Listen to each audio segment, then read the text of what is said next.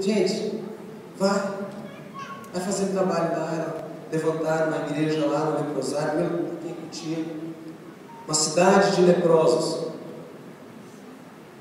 Você acha que isso não existe? Cidade de leprosos.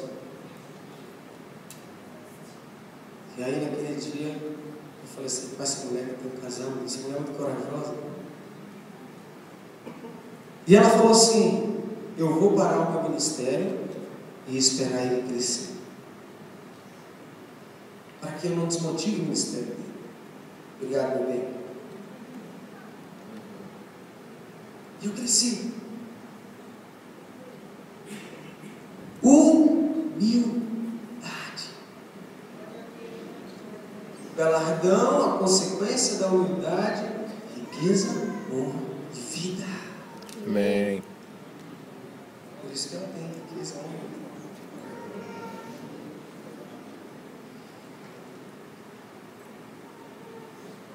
Aqui nesse texto, em outro lugar, mas diz assim, quero distante um pouco aqui, ele se perdeu, esse jovem. Versículo 16 diz que ele,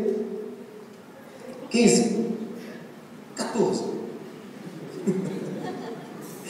E havendo ele gastado tudo, o que? Desperdiçado tudo, e o tudo que você tem, a herança que ele tem, fala para o seu irmão, o sangue de Jesus. Sangue de Jesus. Você tem desperdiçado, querido, esse sangue. Sangue é vida. Minha esposa, ela teve anemia. Quando você perde sangue, você fica doente. Anemia, ela perdeu 80% de sangue do corpo. Estava lá no hospital para morrer. Eu falei, isso eu não vou levar minha mulher, não. Levava, ia lá, meus menininhos, né, e tal. E um dia ela estava lá na cama, ela decidiu me ver, ela falou assim, olha, quem é que vai cuidar dos meus filhos? O Alex? Jesus! Olha, Deus que ela está viva. Eu tenho 2 menininhos gêmeos, né? Quando tinha 3 anos de idade, cara, igualzinho do outro.